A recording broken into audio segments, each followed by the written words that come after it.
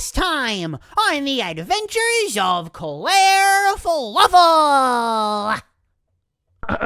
See, in KDL2, you can't. Oh, come on! You thought I'd be the type of person to hype up Dust for no reason. Come on, Dust. I gotta explain how this works.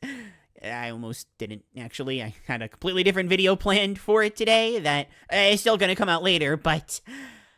to not waste any more time, let's explain how this works. So, if the footage hasn't done some of the legwork yet, this all takes place for World 6 of Kirby's Dream Land 2. I know I said World 5 in that last video. That was a big oops on my part.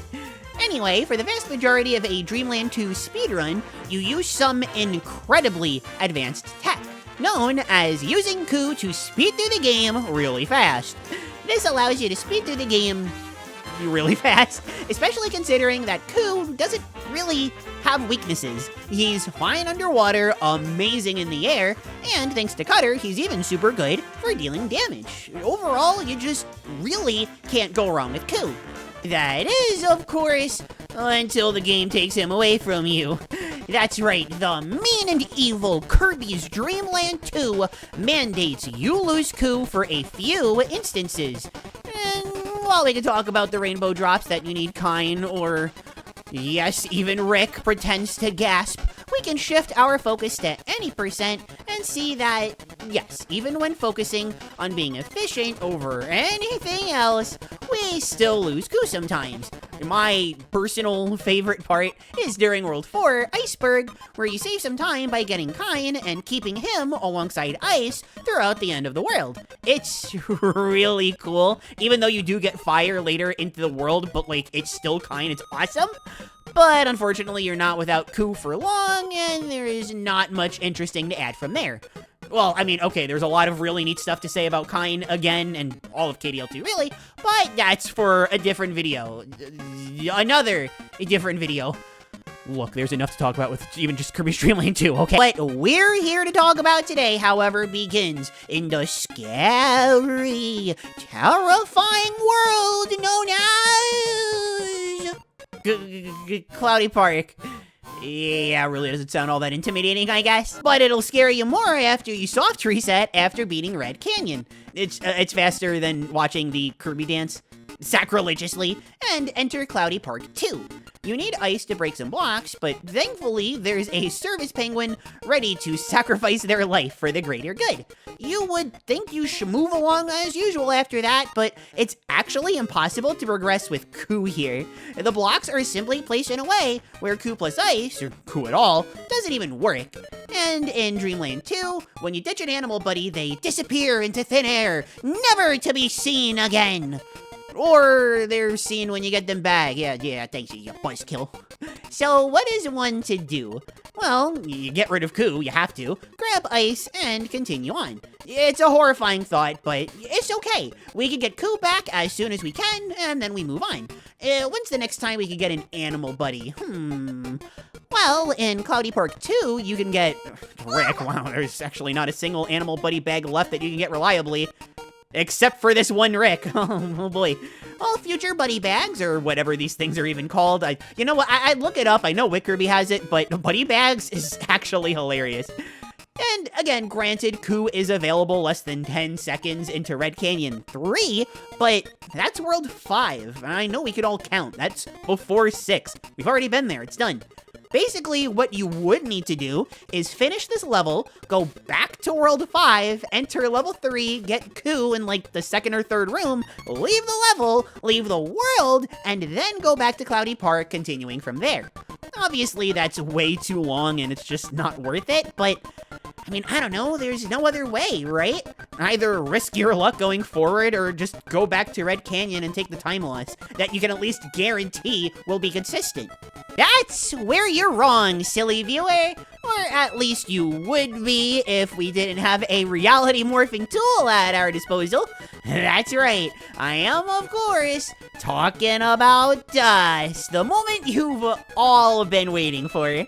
See, Kirby's Dream Land 2 is a very old game. There's nothing wrong with that. Whether a game is old or new is less important than if it's, you know, fun.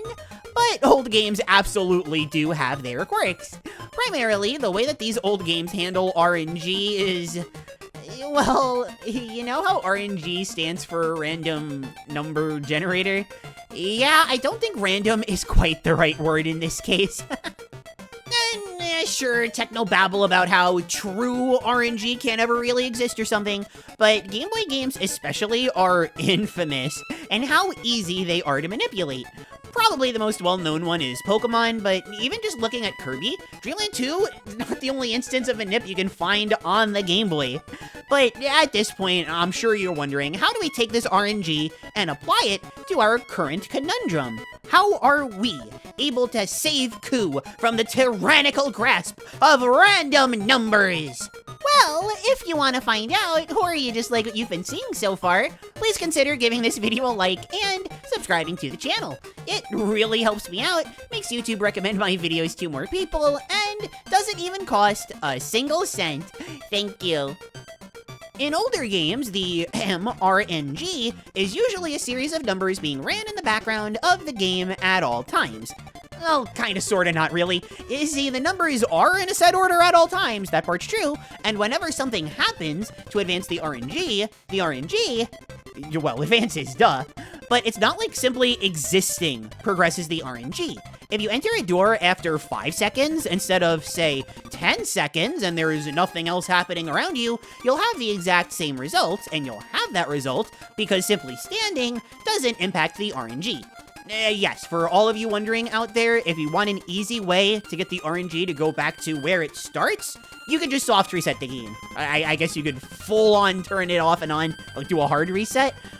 This really isn't random, huh? We have pretty good control over this, I feel like. So what is the RNG even used for? Largely, it's used for enemies. Anytime that an enemy attacks, that's based on what the current number the RNG is currently resting on. This specific number that it's resting on is the foundation of what is commonly referred to as an RNG seed. Basically, it is the starting point of whatever point of the RNG that you are going to use for whatever you're going to use it for. This is a very basic description of it, don't get me wrong, but for now, it will hopefully get the job done. Of course, enemy attacks aren't the only thing that's used with RNG. As I'm sure those of you with a pulse are aware of at this point, the random animal buddy you get from random buddy bags is determined by the random number generator.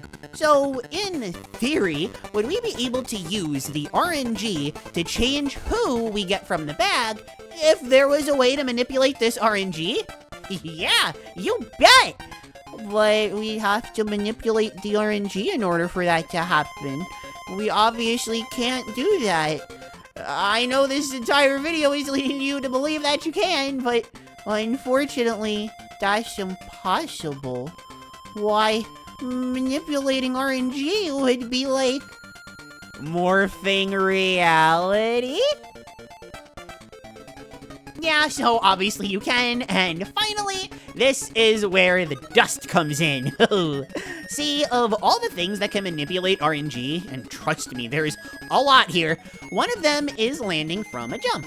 See, whenever Kirby lands from this jump, the little star that pops out, the secondary intercardinal directions, yes, I looked this up, that the star appears in, totally random, hence why it advances the RNG. Kirby bumping into a wall also has the same effect with that funky star, and unsurprisingly, that also advances the RNG, but it's much less practical to use, so for the sake of easiness, we'll stick with scattering dust via landing from a jump. But obviously, we're just regular people. Sure, we can make Kirby spread all of the dust we want. Cloud, how does that even work? But we can't actually pinpoint the exact RNG that we need. That would be way too much, right? Well, That's where you're wrong again. Thanks to the incredible work of the KDL2 community, especially Ryaner for making this very neat Excel doc that I'll be referencing like right now, if you clear Cloudy Park fast enough, you can actually get an exact pattern of stars that will guarantee you get coup if you play your cards right. To explain briefly, assume the secondary intercardinal directions are like numbers. Being directly above Kirby is 1, being upright from Kirby is 2, to the right of Kirby is 3, etc. If you have Kirby do enough hops on the world map, where RNG only advances when you make it, eventually the star will land in an exact pattern that, if you play Cloudy Park 4 in a certain way, which thankfully is very lenient, well, you can put the rest together yourself. So with that, all of the pieces are put into place. Let's put the rest together ourselves. We beat the boss of World 5, Red Canyon, so after reset the game, play as normal, lose coup, and get ice during Cloudy Park 2. Keep playing the game. You don't have to be perfect at this point, but good enough is needed so that the RNG doesn't advance too far, and you also need stone to make sure you can do all the strats. Finish Cloudy Park 3, repeatedly jump until you get a pattern you recognize, destroy Captain Stitch because I hate him, and because you're trying to speedrun or whatever, and bam, your reward is coup, and your run is optimal once again. Yay! And that's mostly everything, but there are some other tidbits that I think are worth mentioning first. Notably, yes, you can use dust to manipulate the RNG for other parts of the game too. This has use in multiple categories, but since we're really just talking about any percent here, the entirety of World 1 is actually RNG manipulable, although it's really hard. Honestly, I only recommend if you're gunning for a world record after you already have lots of practice under your belt. Newcomers and anyone doing a for fun speedrun just trying to PB, I would say avoid grassland manip. Also, while this manip is really exciting and worth trying if you want to challenge yourself, I'd at least recommend getting coup and stone before Cloudy Park 4 if you're not planning on doing the manip, as coup plus stone makes really quick work of the strong winds room. Believe it or not, Kine and Kirby have to undo their transformation every time they want to break a new block, and Rick... Oh my god, the strat doesn't even work with Rick, he's actually this bad, holy smokes. Huh. But ultimately, at the end of the day, all of this can be broken down as follows. By spreading dust around after landing from a jump, Kirby can morph reality to their own will. Run in fear, mortals, as Kirby has more control over your own destiny than thine own self. If Kirby spotted you, it may already be too late. Or, you could give the video a like and subscribe to the channel. I hear Kirby doesn't see if that happens. Just a thought. If you feel like it, you could also leave a comment below telling me what you think about, I don't know, dust. And if you want to go the extra mile, please consider becoming a Puptron on my Patreon or a Mempup on YouTube. You get nifty perks, although at the moment they're a bit inconsistent, so I'll refrain from saying what they kind of are for now. I'll still, of course, give thanks to my wonderful, funderful, head-patting, fluffle fan Puptrons and Mempups, Freakish Uproar, Lydia Scribe, Heavy Points, Galaxy Fan 4, and Nightfall. I love you all! And until I see you again, I have been Klaire. Thank you all so very much for watching, and I will see you around. Bye-bye!